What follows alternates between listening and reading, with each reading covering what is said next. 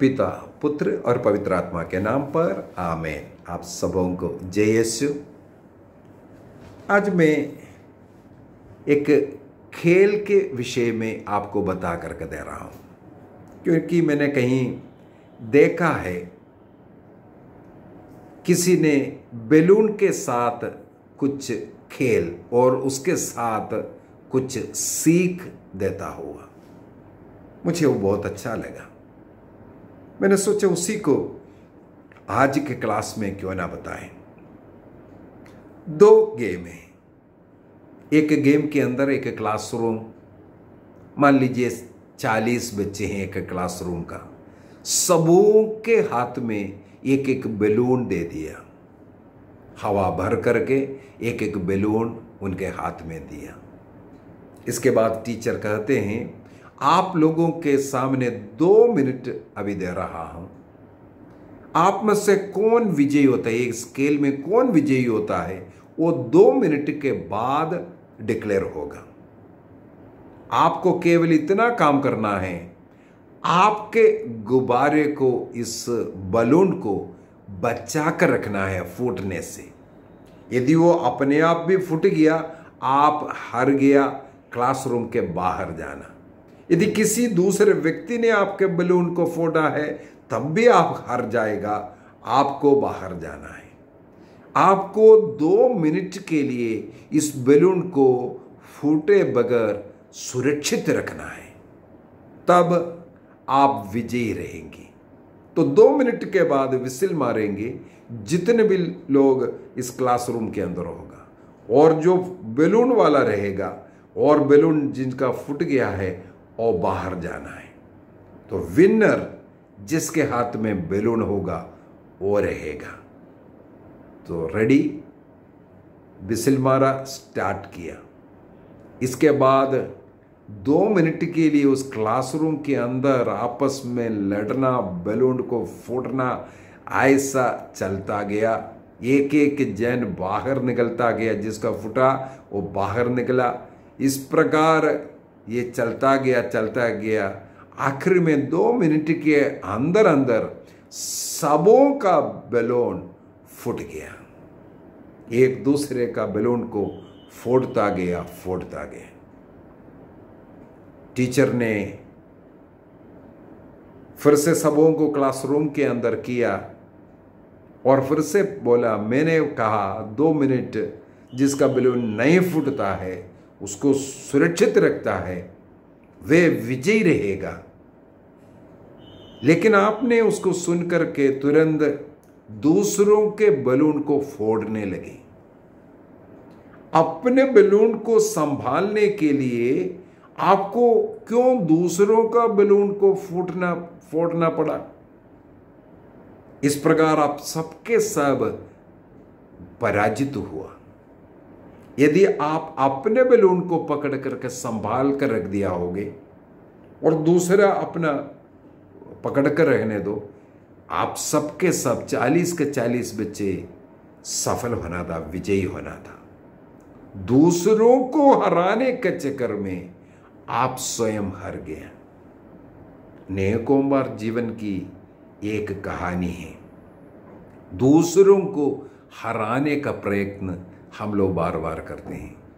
दूसरों को हराने का, नीचे दिखाने के चक्कर में, और मैं अन्य लोगों से पहला बनना है, इस चक्कर के अंदर हम अपने को खो बैठते हैं, इंसानियत खो बैठते हैं।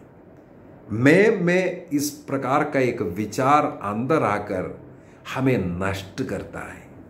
ईसा मसीह अपने को जब शून्य बनाया, इसलिए वह ईश्वर का पुत्र बना।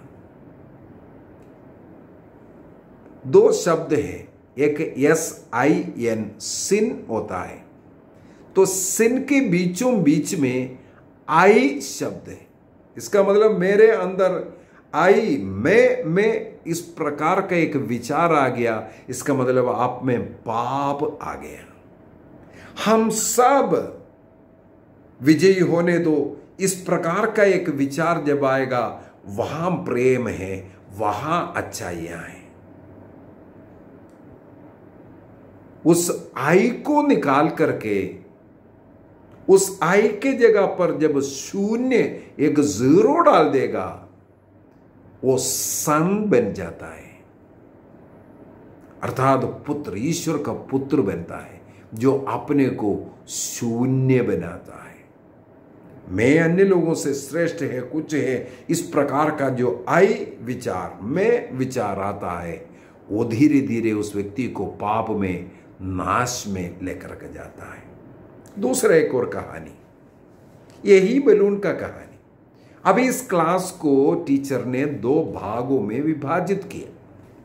फिर से सबों के हाथ में एक एक बैलून दे दिया, हवा भरा हुआ बैलून दिया। उनसे आग्रह किया सब लोग अपना अपना नाम स्केच पेन से उस पर लिख दें, अपना बैलून के ऊपर अपना नाम लिख दें। इसके बाद 2 बॉक्स 2 क्लासरूम के अंदर 2 जगह पर रख रहा है। लोगों बच्चों से कहा आप अपना अपना बैलून उसके अंदर डाल दें। इसके बाद वापस सबों को इकट्ठा किया। टीचर ने कहा अभी फिर से 2 मिनट का समय दे रहा हूं। अभी आपको केवल इतना करना है, जिस बॉक्स के अंदर आपने अपना बैलून डाला है, 2 बॉक्स है, 2 टीम है, अपना नाम लिखा हुआ बैलून लेकर के यहां पर आना। जिस टीम का सब लोग 40 में से इसका मतलब 20 लोग इस 2 मिनट के अंदर अपना बैलून लेकर के पूरा टीम आ जाता है, वो विनर रहेगा। इसके बाद जिसका अगर कोई बैलून फूट गया या सब लोग यहां पर 2 मिनट के अंदर नहीं आया, वो टीम फेल है। शर्त समझ में आ गया? 2 डब्बे में बैलून्स को फुला हुआ डाल दिया, अपना अपना नाम लेकर के। तुम बच्चों को भेजता है अपने नाम का बैलून लेकर के जल्दी आना है। तो रेडी गो कहा, बच्चे दौड़ करके गए, अपने अपना बैलून को ढूंढते ढूंढते उनका बैलून फूटना शुरू हो गया, क्योंकि अपना नाम का ढूंढ रहा था। वो मिलने के लिए हाथ डाल करके यहाँ वहाँ करता गया, बैलून कई फूटने लगे। सबके सब फिर से पराजित हुआ। यहाँ पर टीचर ने फिर से बुला करके कहा, डब्बे के अंदर डाला है, 2 मिनट का वक्त है, आप लोग केवल 20 लोग हैं। यदि एक व्यक्ति वहां खड़े होकर, पहला व्यक्ति गया, एक बैलून को उठाया, वो आपका नहीं है, लेकिन जिसका है उसका नाम पुकार करके यदि उसको दिया होते, आप लोग टीम 1 मिनट के अंदर ही पूरा बैलून लेकर के बाहर आ सकता था। लेकिन आप लोग भागे अपने बैलून को ढूंढने के लिए और दूसरों के बैलून का ध्यान नहीं दिया, इसलिए वो फूट गया। ये भी एक बहुत सुंदर हमें एग्जाम्पल दिया है, एक उदाहरण दिया है जीवन में अपनाने के लिए।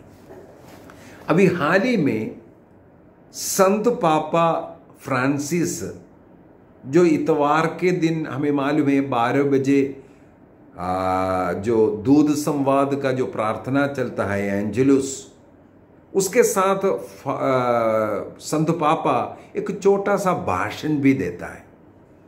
अभी हाल ही में जो हुआ भाषण का मुझे वो सुनने के लिए मिला। वो मत्ती के सुसमाचार अध्याय 18 की 1 से जो वचन है उसके अनुसार संत पापा ने क्लास लिया, उस समय पर जो लोगों को वचन सुनाया था। वहां पर जो पहला बनना जो चाहता है वो कैसे बन सकता है, इसके विषय में बताया था। ईश्वर के नजर में जो ज्यादा पैसा वाला नहीं है पहला अच्छा व्यक्ति, या सौंदर्य वाला हो, या जिसके पास गाड़ी है, या अच्छे अच्छे मकान हैं, या अच्छा नौकरी है, ऊंचे पद पे हैं, ये ईश्वर के नज़र में पहला व्यक्ति या ऊंचा व्यक्ति नहीं है। ईश्वर ने अपने नज़र में कौन व्यक्ति बड़ा है, श्रेष्ठ है, इसको दिखाने के लिए कहा, एक बालक को, एक बच्चे को, मेरे नाम पर जो इन छोटे बच्चों में से किसी को अपनाता है मेरे नाम पर, वो है। बच्चे का मतलब यहां पर जनरली हम लोग बच्चों का निष्कलंकता ये सब देख करके बोलते हैं, ये नहीं। यहां पर संत पापा कहते हैं एक बच्चे का कितना वो निस्सारता है, उसका कोई कीमत नहीं है, उसका कोई ज़्यादा कोई सोचता नहीं है, या उसका अपने में अपना गुजारा नहीं कर सकता, दूसरों पर वो आश्रित रहता है। इस प्रकार का जो निस्सारता उस बालक में है, उसको स्वीकार करने के विषय में ईसा मसीह ने कहा, ये सिखाया। उसकी निष्कलंकता पर नहीं, यहां पर उसकी निस्सारता पर ईसा मसीह ने सिखाया। अर्थात हमारे बीच में जितने भी जरूरतमंद है, निस्सार जो लोग, हम लोग तुच्छ लोग, जो गरीब लोग जो हम समझते हैं, उनको ईसा मसीह के नाम पर जो व्यक्ति स्वीकार करता है, उन्हीं लोग ईश्वर के नजर में बड़ा है, पहला है। ये संत पापा उस दिन की क्लास में समझा रहा था। हम लोगों को हमारे बीच में जो कमजोर लोग हैं, जरूरतमंद लोग हैं, उनकी ओर एक नजर डालने की जरूरत है। उनको जहां जरूरत है, जो हम कर सकता है वो करने में ईश्वर के नजर में हम महान हैं। मत्ती के सुसमाचार अध्याय 10 वाक्य 44 के अंदर हमें मालूम है, एक बहुत सुंदर वचन है, ईसा मसीह का नाम पर इन अन्यों में से किसी एक को एक गिलास ठंडा पानी भी पिलाए, उनको उसका प्रतिफल मिलेगा। ये प्रभु गारंटी देता है।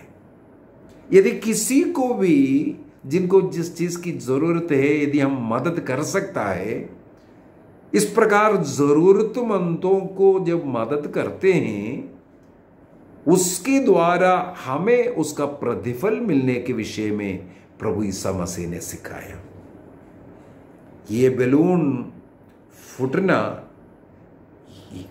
सब अपना अपना खोज रहा था, दूसरों के विषय में नहीं सोच रहा था। यदि हमारे हाथ में दूसरा का आया है, यदि वो दूसरों को दिया होते और देने का एक स्वभाव हमारे अंदर होते, तो वहां पर विजय होना था। हम अधिकतर लोगों को लेने का स्वभाव है, प्रभु मुझे ये दे दो, बच्चे दे दो, पढ़ाई दे दो, नौकरी दे दो। हम लोग हमेशा लेने के विषय में, कभी देने के विषय में नहीं सोचते हैं। संत पापा ने कहा, जब हम देने वाला बन जाता है, तब ईश्वर के नजर में हम पहला स्थान वाला, हम बड़ा वाला व्यक्ति तब बनता है। हमारे पॉकेट में, हमारे बैंक अकाउंट में कितना लाख, कितना करोड़ पड़ा है, इसमें हम बड़े व्यक्ति नहीं बनता। हम अपने को अहंकारी बना सकता है, हमारे पास इतना है उतना है बोल करके, लेकिन ईश्वर के नजर में यदि हमें बड़ा बनना है, हमें जिसे इज्जत देना है, इज्जत दीजिए। जिनको हमारी सेवा की जरूरत है, सेवा दीजिए। जिनको हो सकता है कुछ प्रोत्साहन देने की जरूरत है, उन्हें प्रोत्साहन दीजिए। जिन्हें भोजन की जरूरत है, जिन्हें पानी की जरूरत है, जिन्हें इस प्रकार हमसे कुछ दे सकता है, उनको जरूरत है, उनके जब मदद करता है, प्रभु ईसा मसीह ने कहा, वही ईश्वर के नजर में बड़ा है। आइए हम अपनी आंखों को बंद करें। इन दो बलूनों की कहानी के द्वारा हमारे जीवन में जो परिवर्तन लाना है, हम कोशिश करेंगे। बाइबल यही हमें सिखाता है, केवल अपना ही बात नहीं, दूसरों के बारे में भी सोचना है। फिलिपियों का पत्र उसके अध्याय 2 वाक्य 3 में लिखा हुआ है, आप मिथ्याभिमान से, झूठे अभिमान से दूर रहें, दूसरों को अपने से श्रेष्ठ माने। हमें भी ईसा मसीह का वो स्वभाव, फिलिपी 2:5 में लिखा हुआ है, आप मसीह का वो स्वभाव को अपना लो। मसीह के पास सब कुछ था, लेकिन वो दरिद्रता को स्वीकार किया, अपने को विनम्र बनाया, शून्य बनाया। ईश्वर ने उसे महान बनाया। हमारे अंदर भी वो विनम्रता, दूसरों के प्रति आदर सम्मान, दूसरों को अपने से श्रेष्ठ मानना, ऐसे ऐसे स्वभावों को हम अपनाएंगे। आइए प्रभु हमें पवित्र आत्मा प्रदान करे, पवित्र आत्मा हमारी सहायता करे। इस समय पर मैं विशेष रूप से कुछ बीमार लोगों को याद कर रहा हूं, जिन लोगों ने प्रार्थनाएं मांगे हैं। प्रभु ईसा मसीह का पावन लहू, उनके शरीर में जो घावे हुआ दर्द सहन करना पड़ा, उसके द्वारा ऐसे बीमार लोगों को चंगाई मिले, शारीरिक मानसिक रूप से परेशान हैं। कई ऐसे बच्चे भी हैं कैंसर के बीमारी के कारण। प्रभु उन्हें आशीष दे। कई लोग अस्पताल में हैं, कई लोग घर में हैं। प्रभु उन्हें स्पर्श करें। इस कोरोना वायरस से हम सबों को प्रभु मुक्ति दे, छुटकारा दे। समर्पित करें अपने बीमारियों को, अपने दर्द परेशानियों को। प्रभु का करुणा दया हम पर बरसे। पिता, पुत्र और पवित्र आत्मा के नाम पर आमीन। आप सबों को जय यीशु।